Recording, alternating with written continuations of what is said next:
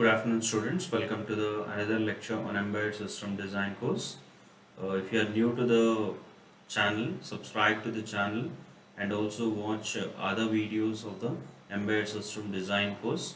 So we have studied about the core of embedded system, memory, sensors and actuators in the unit 2. As well, in the today's lecture, we'll be studying about the communication interface. And so we have studied about the microprocessors, microcontrollers, programmable logic devices, and application specific integrated circuits and commercial off the shelf components in the core of embedded system.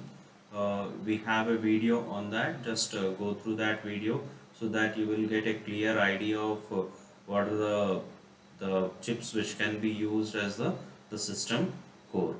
And next we have also seen about the memory part, so where we studied about what are the different types of RAM and ROM, and how memory need to be chosen for the embedded system, and the concept of memory shadowing and also interfacing of the memory.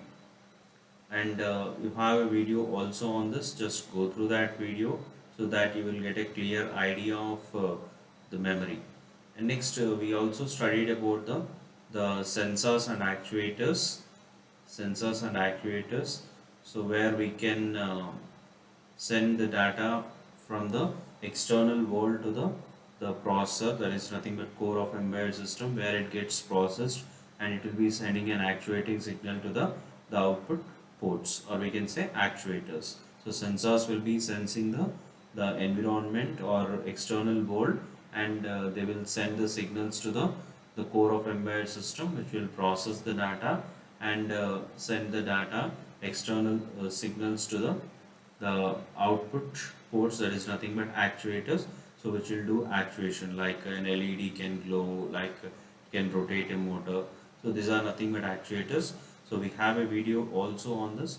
Just go through the videos related to the core of embedded system, memory, as well as the sensors and actuators, so that you will get a clear idea of what are the other components which are present in the embedded system design. And in this lecture, we will be studying about the communication interfaces. So first we'll try to see what is a communication interface. So it is nothing but for communicating with various subsystems of embedded systems and also with the external world. So we have discussed about communicating with the external world, that is sensors will be taking the data from the external world, and after processing the data, the microprocessor will be sending data to the external world. So but these data need to be sent through a communication interface.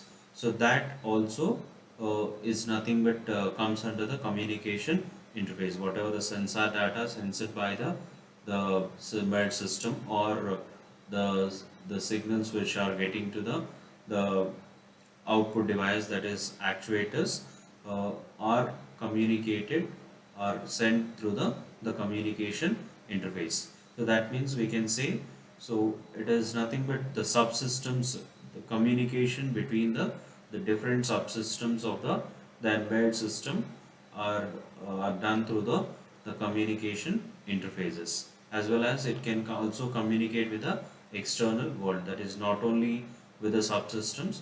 If it want to send to a far distance also, we can send that data, so by using an external interface. So for an embedded product, so the communication interface can be viewed in two different perspectives.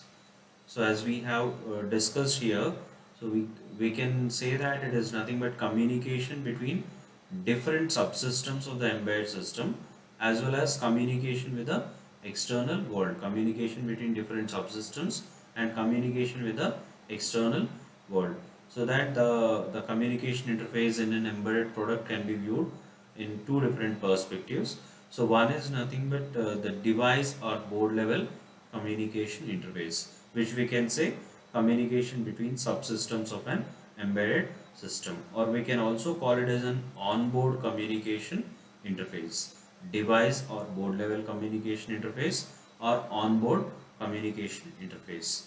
And we have another one, so which can communicate with the external world, that is nothing but product level communication interface, or we can even say that as the external communication external communication interface. So embedded product is nothing but a combination of different types of components.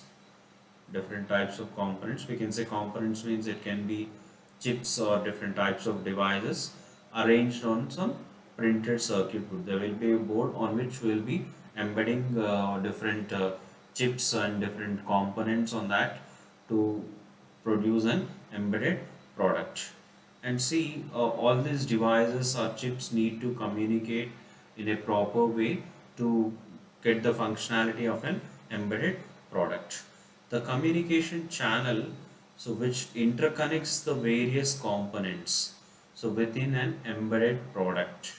So whatever we have seen here on the printed circuit board, there can be different components of the there is chips, that different components like chips and devices, or some resistors or capacitors all together are connected to give some functionality. So the communication between them is very important. So that communication channel which interconnects various components with an embedded product, so can be referred as a device level or board level communication interface. We can simply call it as an onboard communication interface. And next, we can consider in the onboard communication interface like serial interfaces. In serial interfaces, we can see I2C, SPI, UART, one wire. These are nothing but serial interfaces which we can consider for the onboard communication interface. As well as we can also take the parallel bus interface in the onboard communication interface. So these all comes under the onboard communication interface. So coming to the definition of a product level communication interface, or we can say external communication interface. So this is responsible for data transfer between embedded system and other devices or modules. So we can say the devices which are external to the embedded system, if it want to communicate, then it need to have the external communication interface. So or we can say product level communication interface.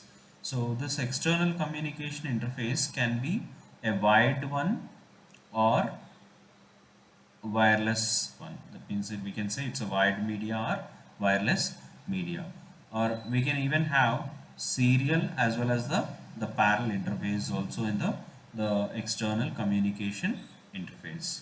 So some of the wireless communication interfaces which we can see is infrared, Bluetooth, wireless LAN, there is nothing but Wi-Fi, or else you can even use RF for communication, as well as the GPRS. So these are all comes under the wireless communication interface.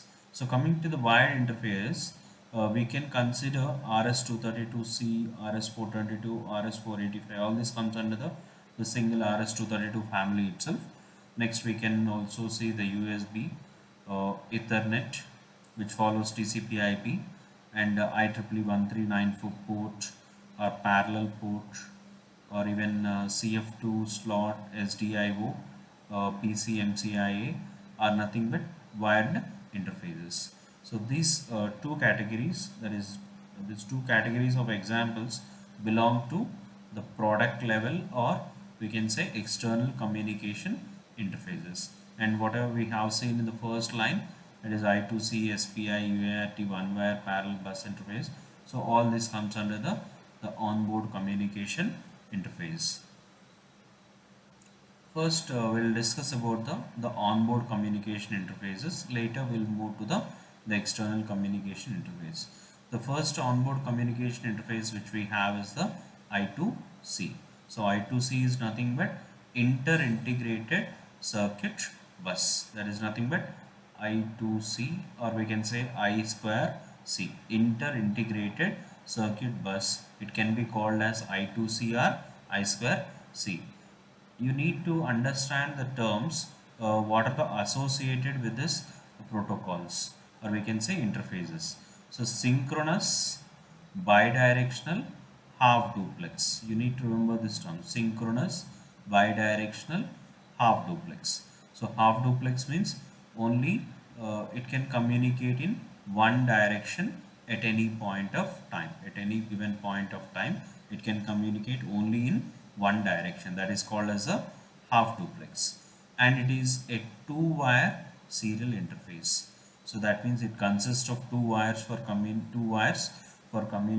doing serial communication. It's a synchronous one. So synchronous means it will be working with the clock signals, and it's a bidirectional. It can support both directions, but at a point of time it can support only one direction. Next, generally this was developed by Philips Semiconductors in 1980s.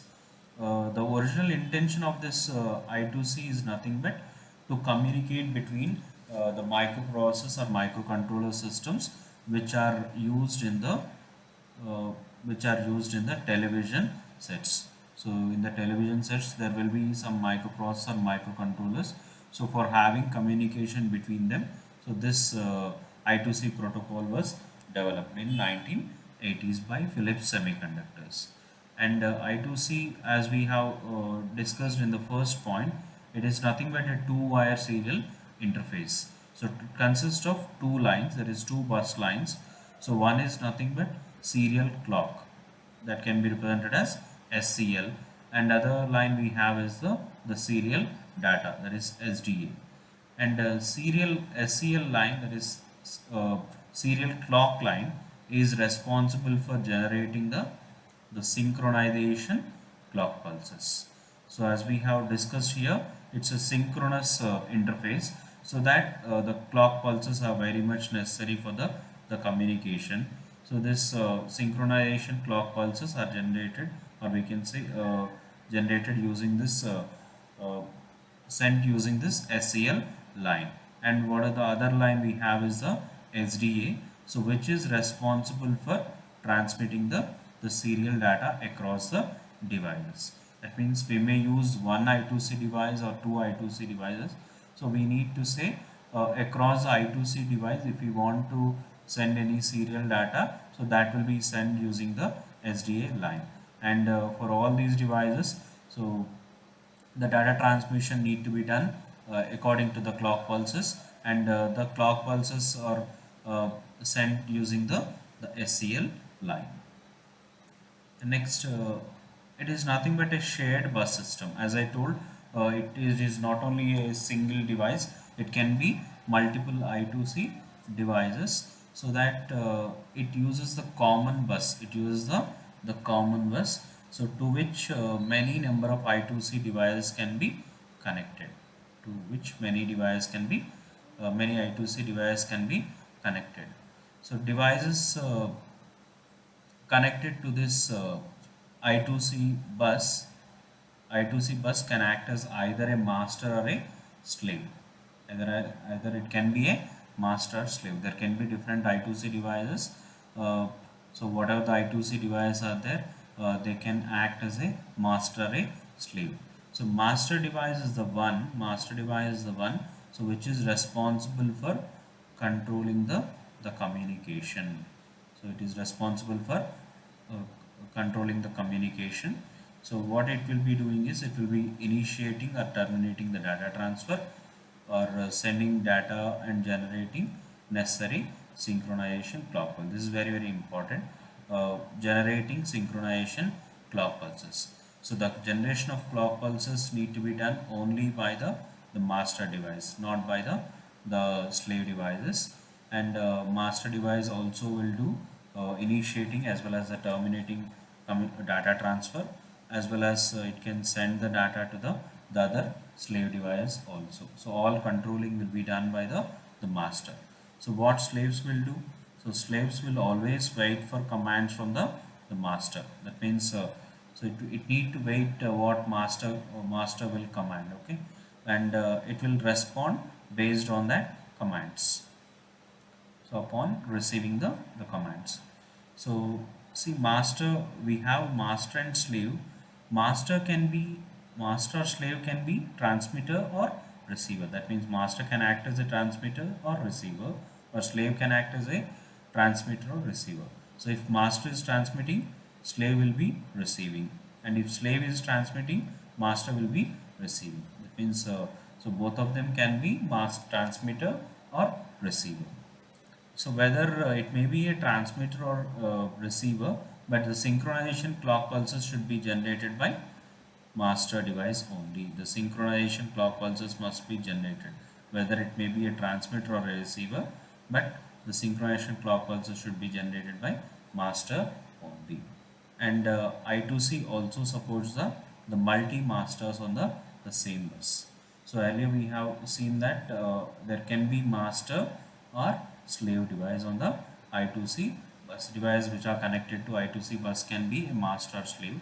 So you can even have multiple masters, not a single master. Slave device can be many. Generally master will be one, but I2C supports multiple masters also. So this is how the SCL and SDA line are connected between the master and the slave device. You can see here the processor or controller. So it will be acting like a master, and the port pins related to this processor or controller are connected to SDA and SCL line. The same connections will be also connected to the slave device also. So you can use different I2C slave devices. So we have here one serial EEPROM as one, the slave device 1, on the slave other slave device 2. So all these need to be connected with these two lines. Why? Because it's a two line, two wire interface. So all these two, that is SDA and SCL line, should be connected to all the I2C devices. So next we will be seeing how this the operation, that is how this data transmission will be taking place between the master and the slave devices. So for starting the communication, the master device will pull the SCL line to high. First, master device will pull the SCL line to high, and then master device will pull the data line to low. So this will be known as the start condition for the data transfer. So whatever the SCL line is there, so that is made high, and SDA is nothing but made low. So this will start the communication. And after this one, master will send, after making SCL high and SDA low, the master will send the 7-bit or 10-bit wide address of the slave device. Why? Because there can be different slave devices, so each of them need to be identified with some address.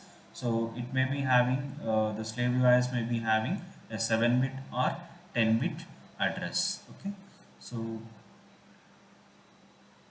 which is communicated over the SDA line. Why? Because it need to send to particular I2C device, so that it need to send that address to the address on the data line. So whenever it sends address on the data line, the slave device will compare the address with its address, and if it is the same, so it will communicate with the master for data transmission or data reception. And see, the clock pulses are generated at the SCL line for synchronizing this bit reception by the slave device. So you can see here always the master will be generating the clock pulses, and this clock pulses will be sent using the SCL line. And next, so generally in this the MSB bit will be sent first, and the LSB bit will be sent last. So generally D7 is nothing but MSB. So first MSB bit will be sent, and finally LSB. But when coming to representation, we'll be writing D7 first, and after that D7, D6, like that. So it will be coming to D0. So generally the representation will be like this, D7 to D0. But the data transmission will be taking first D7, next D6, like that. At the end, D0 will be sent. So next, master device also sends, after sending the address, it will also send a read or write bit. So generally 1 indicates a read operation and 0 indicates a write operation. Why? Because either it may be transmitting data or receiving the data. If it want to transmit the data, it is nothing but write operation. It will send 0. If it want to receive the data from the slave device, so it will send 1 on the SDA line. And next, after sending this address and the read or write bit, it will wait for the acknowledge from the slave device. Why? Because slave device need to be ready for any data transmission or reception. So that it will wait for acknowledgement from the slave device. So acknowledgement bit from the master waits for the acknowledgement from the slave device. So based on the address, the slave device will compare with the address, and if it is same, then what slave device will do? Slave device compares its address and receive with the address assigned to them. Slave device with the address requested by the master responds by sending an acknowledgement bit. Okay, so why? Because there can be different slave devices, but it will be sending only one address with a read or write bit. So whenever the slave device identifies that it's the same address which has been sent on the line, then it will send an acknowledgement to the master or the same SDA line. And after receiving the acknowledgement bit, what the master will do? So master will be sending an 8-bit data to the slave device using the same SDA line itself. Okay, so based on read operation or write operation, so as it is sending the data, it is nothing but write to the device. And if it requests for if it need to read from the slave device, it will wait for the data from the slave device. Why? Because it need to receive the data. Reading is nothing but receiving the data from the slave device. So it will wait for the 8 bits from the slave device. And if it is sending data, it is writing data, it will send the 8-bit data over the SDA line. So after doing this, that means either when it is write operation, after sending 8 bits of data, so it waits for acknowledgement. Why? Because slave device after that means slave device receives the data, and after receiving the data, it need to send an acknowledgement. Only then the master can understand that the data has been successfully sent. So master waits for the acknowledgement bit. So upon transfer complete for a write operation, or if it is doing read operation, if the master is doing read operation, that is whenever it receives data from the slave device, so after completing 8 bits of data, after reading the 8 bits of data, it will send an acknowledgement to the slave device. That means it has read the data successfully. So like that, the acknowledgement bits are very important in the data transmission as well as the reception. So after receiving or writing the data, that is writing the data or reading the data, so what happens? It need to terminate the line. Why? Because it can be used for other I2C device for communication now. So first it need to terminate. So how it will terminate? So it will pull the SDA line to high. Okay, SDA line to high and SCL line to high. Okay, why? Because in the earlier condition for starting condition, so we need to have SCL high and SDA low. SCL high and SDA low. Okay, you can see here SDA low and SCL should be high. So only then we can have the starting of the data transfer, that is start condition for the data transfer. And termination, we should have SDA line high as well as the SCL line high. So this is how the data transfer will be taking place in the between a master and a slave in the I2C devices, or we can say I2C communication interface. And second onboard communication interface which we will be discussing is the SPI. So SPI means serial peripheral interface bus. Okay, So it is also a synchronous one. Synchronous means, so this data transmission will be working with the synchronizing clock pulses, and it is also bidirectional, and it is here full duplex. It is here full duplex, but earlier one I2C is there, that is nothing but half duplex, and it's a four wire serial interface bus. I2C is nothing but only two wire serial interface, but SPI is a four-wire serial interface. And the concept of this SPI was introduced by the Motorola. Okay, and so it supports single master and multi-slave system. So earlier I2C we have seen that it can support multiple masters also, but here it says single master and multiple slaves. Multiple slaves is common to any of the system, but here single master will be there. But in I2C it can support multiple masters. Next, we can even have the possibility of multiple masters, but only one master need to be active at a time. Okay, so you can see that.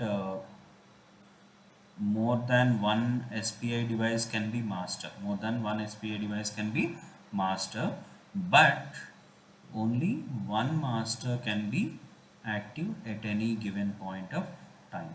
So if this condition is satisfied, only then we can have the multiple masters. So as we have seen here, we have four wire lines. What are the four wire lines means?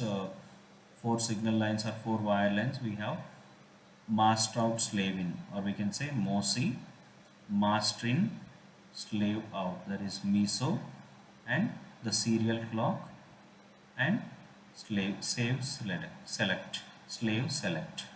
So MOSI is nothing but the name itself indicates master out slave in.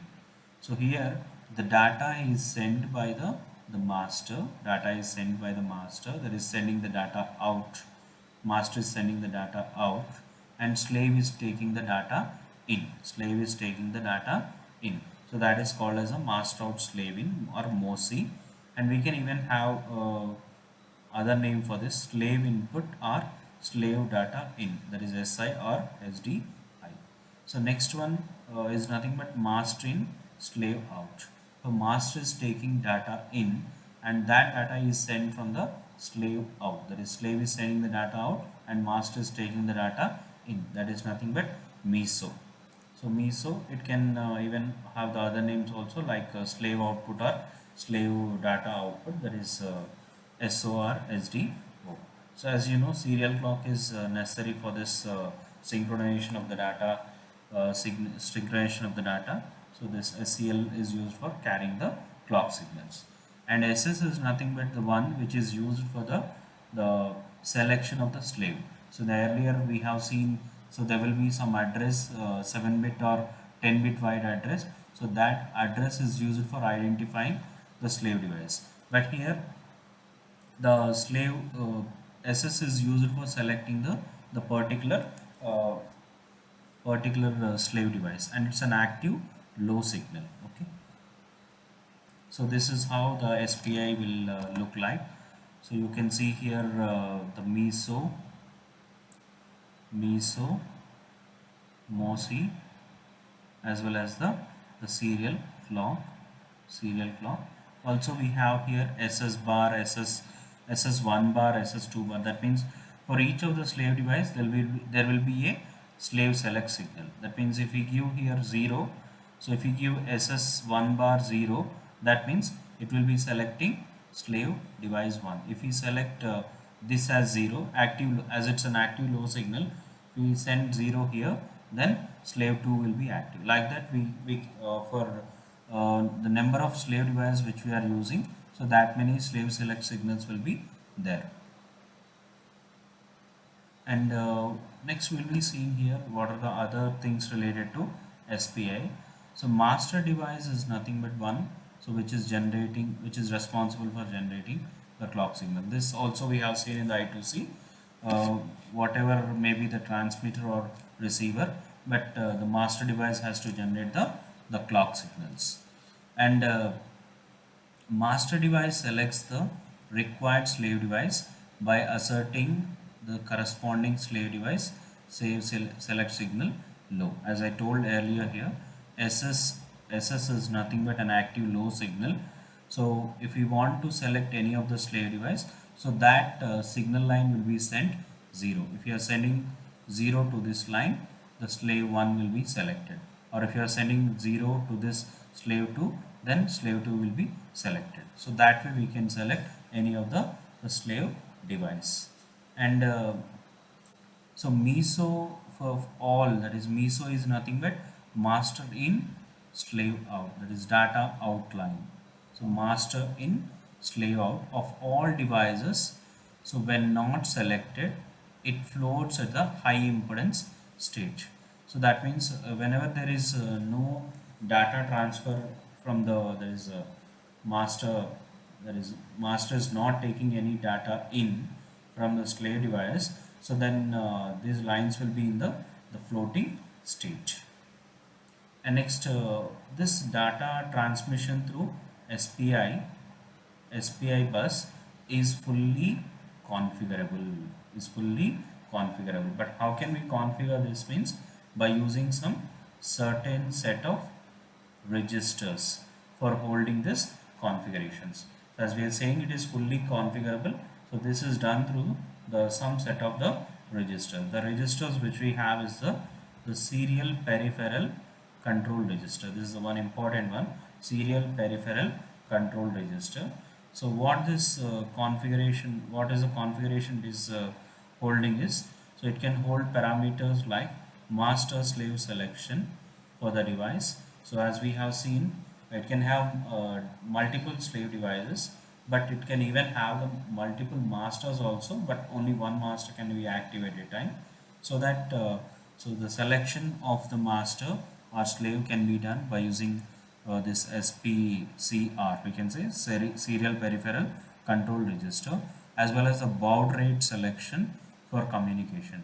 So whenever there is a data communication, serial data communication, we will be having the baud rate. So that baud rate selection can be done using this that is serial peripheral control register, as well as the clock signal control can be done also through this register. Next, we also have another register called status register. So which holds the status of the various conditions of data transmission as well as the reception. That means we may be sending the transmitting the data or receiving the data. So what is the status of that reception or transmission can be known by using the status register. Okay, and how it works means it is work, SPI will be working on the principle of shift register. So shift register, as you know, it is nothing but it will be shifting the data either to the left or right. Okay, so based on this you can see the operation of MISO as well as the MOSI. MOSI is nothing but sending the the data out. Master is sending the data out. Okay, and whenever it is master is sending the data out, slave is receiving in. So master is shifting the data out of the register, and the slave is taking the data in the register. Similarly, we have MISO also. So it totally works on the shift register concept, or we can say principle. So even whatever the master or slave device are there, so all of them will contain a special shift register for data transmission as well as the reception. Okay, and generally this size of this shift register uh, will be device dependent, and it can be a multiple of 8. That means it can be 8, 16, 32 or 64 or 128, like that multiple of 8 will be there. So it totally depends upon which type of device which we are taking. So based on that, the size of the shift register will be there. So during transmission from master to slave, so data, as I have discussed, data in master's shift register is shifted out of the MOSI pin, and it enters into the shift register of the slave device through the MOSI pin of the slave device.